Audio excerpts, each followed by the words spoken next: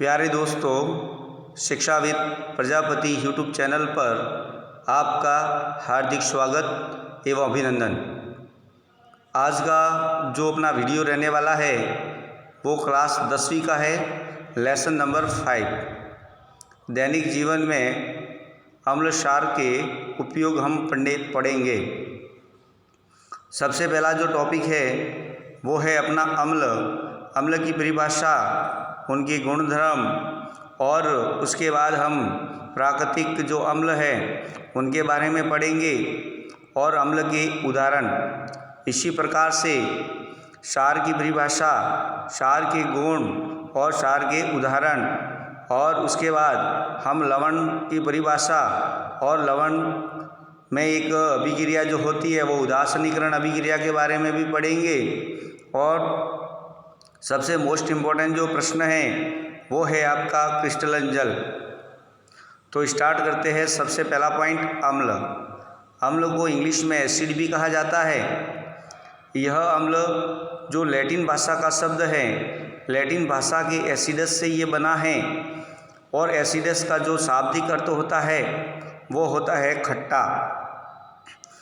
उसके बाद अम्ल की गुण, जो अम्ल होते हैं वो स्वाद में खट्टे होते हैं, नीले लिटमस को लाल कर देते हैं, और अम्ल धातु से क्रिया करके हाइड्रोजन गैस देते हैं।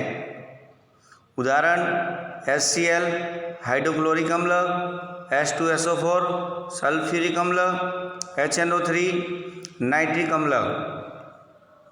उसके बाद देखते हैं प्राकृतिक अम्ल, काफ़ी इम्पोर्टेंट है। सिरका जो होता है उसके अंदर एसिटिक अम्ल पाया जाता है, इमली के अंदर टार्टरिक अम्ल, लाल चींटी में फॉर्मिक अम्ल, टमाटर में ऑक्सैलिक अम्ल, सेब में मैलिक अम्ल, और नींबू और संतरा में सिट्रिक अम्ल।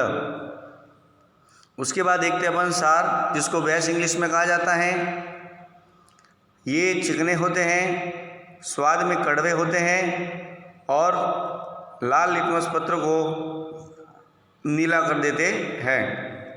उदाहरण NaOH sodium hydroxide, KOH potassium hydroxide, CaOH2 calcium hydroxide, MgOH2 magnesium hydroxide. उसके बाद लवण के बारे में देख लेते हैं कि लवण जो अम्ल और क्षार होते हैं उन दोनों से जब क्रिया करवाई जाती है तो स्वयं के गुणों को नष्ट हो जाते हैं, अर्थात खो देते हैं, और लवण और जल का निर्माण होता है। ये जो अभिक्रिया हैं वो उदासीनीकरण अभिक्रिया कहलाती है। फॉर एग्जाम्पल के रूप में देखें तो अम्ल HCl और क्षार है अपना NaOH।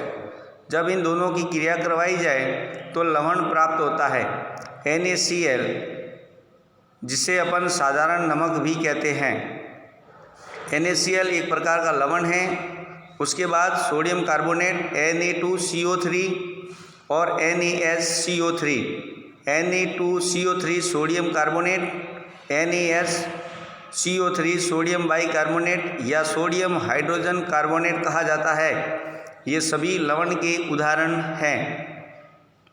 उसके बाद महत्वपूर्ण इम्पोर्टेंट बोर्ड की दृष्टिकोण से वो है क्रिस्टलन जल। सबसे पहले देखते हैं कि क्रिस्टलन जल किसे कहते हैं।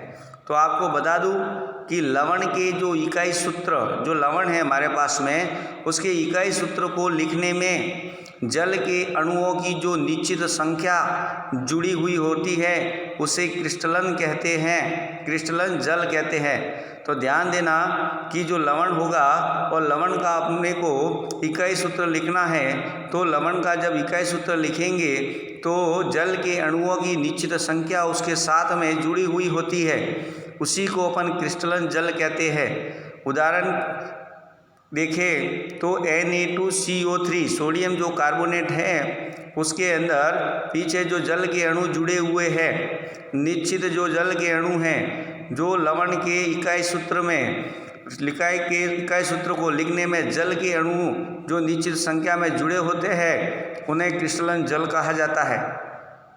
उदाहरण के लिए सोडियम कार्बोनेट Na2CO3 इस सोडियम कार्बोनेट के साथ में निश्चित जल के अणु जुड़े हुए हैं और वो है 10H2O।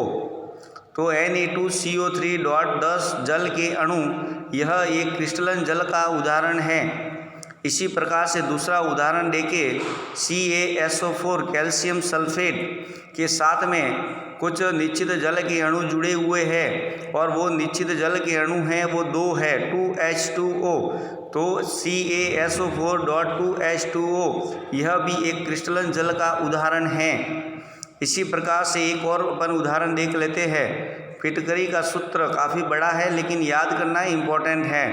K2SO4 Al2SO4 होल क्वाइज 3, इसमें 24 जल के अणु जुड़े हुए रहते हैं।